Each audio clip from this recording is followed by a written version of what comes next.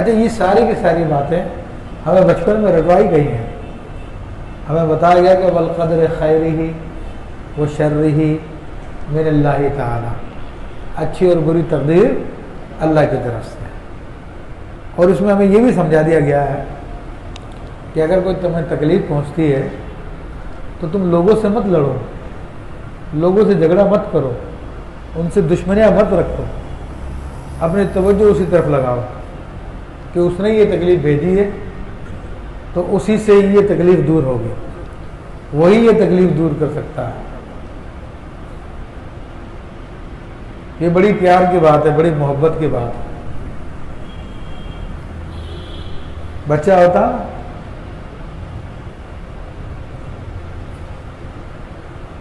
سب نہیں، بعض بچے ہوتے ہیں ماں سے پیار کرتے ہیں، ماں ان سے پیار کرتی ہے، لیکن جب ماں پٹائی لگاتی ہے تو گھر سے بھاگنے کے بجائے ماں کے پاؤں میں جا کے چمٹتے ہیں، امی امی امی کر کر معافیاں مانگتے ہیں، پاؤں مجھے معاف کر دو، مجھے معاف کر دو. تو یہ محبت کی بات ہے.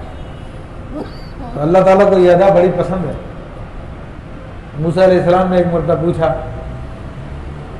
کہ رب تجھے میرا کون سا عمل پسند ہے؟ رب نے فرمایا مجھے ایک عمل پسند تھا لیکن وہ اب تم نہیں کر سکتے. فرمایا کیا؟ کہا جب تمہاری ماں زندہ تھی تم چھوٹے تھے اور جب تمہاری ماں تم پہ سختی کرتی تھی تو اپنی ماں سے جا کے لپٹتے تھے، تو وہ مجھے بڑا پسند تھا. تو ایسے ہی بندے کو اپنے رب سے محبت کرنی چاہیے، اپنے رب سے پیار کرنا چاہیے.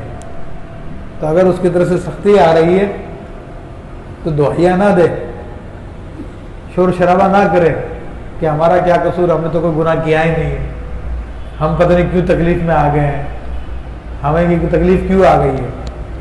بندہ ہے پیار کرنے والا بندہ، تو جس طرح اپنی ماں کو قدموں میں لپٹ کے معافیاں مانگتا ہے، راضی کرنے کی کوشش کرتا ہے، وہ اپنے رب کی بارگاہ میں جھک جا، اے میرا رب میرے گناہوں کے سبب سے یہ تکلیف آئی ہے تو مجھے معاف کر دے. تو وہ ہٹا سکتا ہے اس تکلیف کو، وہ ہٹا دے گا. تو بندے کو اپنے رب سے تعلق قائم کرنا چاہیے. یہ ساری کی ساری پیار کی باتیں ہیں، یہ حجابات کو دور کرنے والی باتیں ہیں. انسان جب بیٹھے نماز کے لیے، نماز سے فارغ ہونے کے بعد، تو اس کو چاہیے کہ اپنے رب سے مناجات کرے. مناجات کہتے ہیں سرگوشی کرنے کا، اپنے رب سے بات چیت کرے، اپنے رب کی بارگاہ میں عرض کرے. ہم تو دعا بھی وہ کرتے ہیں جو ایک رٹی رٹائی دعا ہوتی ہے، ٹھکٹک کر کے اور نکلتے ہیں. حالانکہ یہ جو بیٹھ کر کنائی میں آدمی جو بات کرتا ہے وہ رب سنتا ہے، اس کو جواب بھی دیتا ہے. تو یہ بڑے معاملات محبت کے پھر آگے بڑھتے چلے جاتے ہیں. پھر ایک دن آتا ہے بندہ خود بھی سننے لگ جاتا ہے، لیکن چونکہ ہمیں یقین نہیں ہوتا، ہمیں کوئی گائیڈنس نہیں ہوتی، تو کبھی بیٹھتے ہی نہیں ہیں.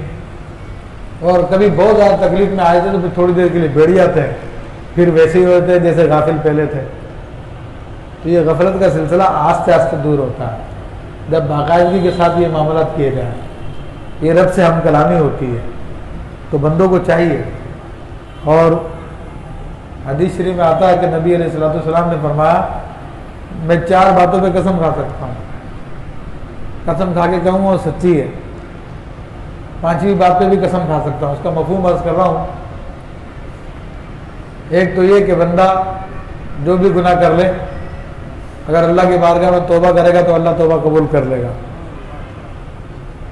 دوسرا یہ کہ جو اللہ تبارک و تعالیٰ سے محبت رکھتا ہے تو میں قسم کھا کر کہتا ہوں کہ اللہ بھی اس سے محبت رکھتا ہے.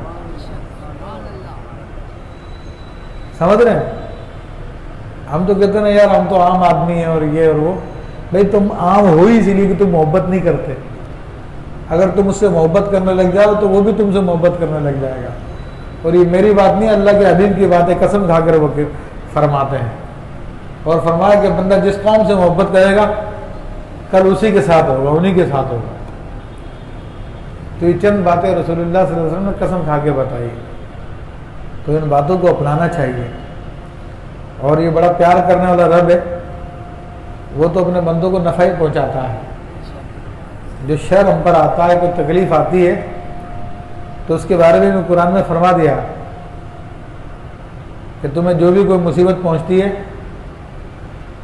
فبما کسبت ایدیکم، وہ تمہارے اپنے ہاتھوں کی کمائی ہوتی ہے، تمہارے اپنی وجہ سے ہی تمہیں تکلیف پہنچتی ہے۔ وہ چاہے تو وہ تکلیف کو دور کر دے، لیکن وہ تکلیف دیتا اس لیے ہے تاکہ دنیا میں تم پاک ہو جاؤ، صاف ہو جاؤ، آخرت میں تمہاری پکڑ نہ ہو۔ اور قیامت کے دن اچھا پھر ایک اور بات ہے، یہ بھی آیا حدیث شریف میں کہ جب تک بندہ اپنے راز کو نہ کھولے، اپنے گناہوں کو نہ کھولے، اللہ تعالیٰ اس کے پردے کو نہیں کھولتا۔ بندہ خود اپنے پردے کو کھولتا تو پھر لوگوں میں بدنام ہو جاتا ہے، اور جس کا اللہ تبارک و تعالیٰ نے دنیا میں پردہ رکھا تو قیامت کے دن بھی اس کا پردہ رکھے گا۔ یہ بھی حدیث شریف میں